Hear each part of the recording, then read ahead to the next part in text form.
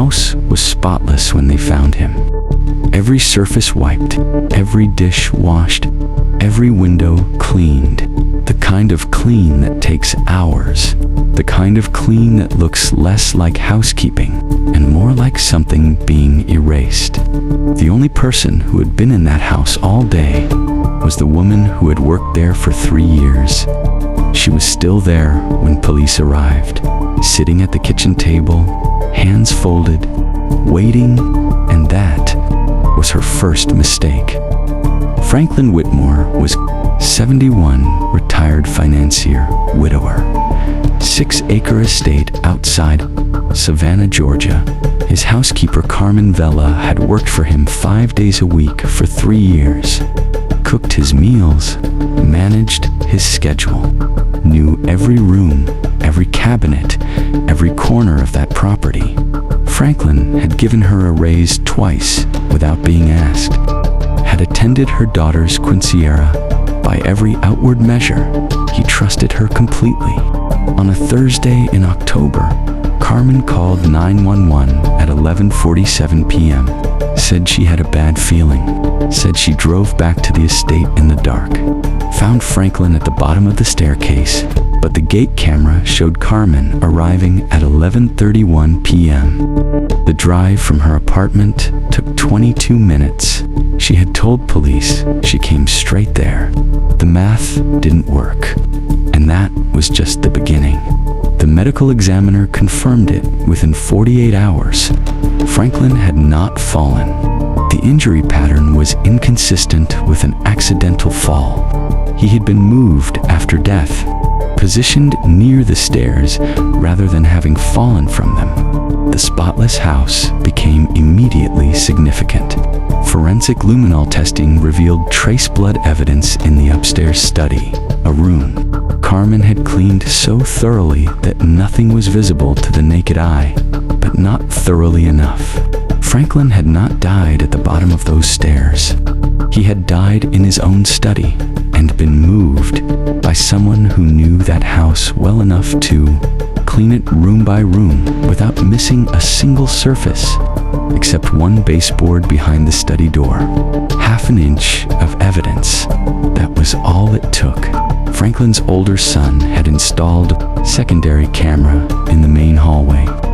6 months earlier, without telling anyone after Franklin mentioned feeling dizzy and his son worried about falls, investigators reviewed the footage. At 5:47 p.m., Carmen and Franklin in the hallway, voices raised. Carmen holding documents, Franklin shaking his head. At 5:58 p.m., Franklin alone, sitting against the wall, not moving. At 6:03 p.m., Carmen leaving through the front door. The critical 30 seconds, the moment between the argument and Franklin on the floor, had been manually deleted. Someone who knew the camera was there. Carmen had told investigators she didn't know about any camera, but phone records told investigators something else entirely. Franklin's son had texted his father about the camera installation. 6 months earlier, Franklin had replied with a thumbs-up emoji, and then, 3 days later, had forwarded that exact text thread to one other person. Carmen, she had known about that camera for 6 months, and she had deleted exactly the 30 seconds that mattered. Financial records completed the picture. Franklin had recently updated his will, bequest to Carmen down to standard severance, the documents Carmen had been holding during the argument. Investigators finally identified them through Franklin's attorney, a draft copy of the updated will. Someone had printed it from Franklin's home office computer. Carmen was the only person with access to that office. She had known about the will change. She had confronted him about it, and when Franklin refused to reverse it, she made sure he never signed it. Carmen Vela was charged with first-degree murder. Trial lasted 11 days. The luminol evidence, the deleted footage, the forwarded text proving she knew about the camera, the printed will draft, and a digital forensics report confirming the deletion had been made from Carmen's own phone while she was still inside the estate. The jury deliberated for hours and 12 minutes. Guilty first-degree murder. Guilty tampering with evidence. Life in prison without parole. As the verdict was read, Carmen looked straight ahead, said nothing.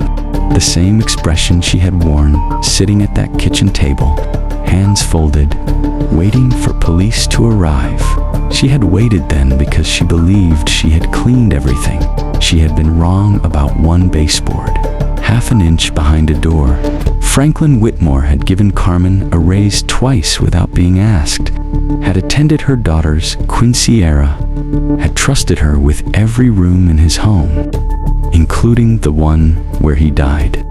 Detective Sandra Obi said one thing after the sentencing that stayed with everyone in that courtroom. She waited at that kitchen table because she was confident. She had cleaned for 3 years in that house. She knew every inch of it. But confidence is not the same as thorough. It never is. Half an inch of evidence behind a door, that is all the difference between a perfect crime and a life sentence. Subscribe for more true crime disturbing story every week.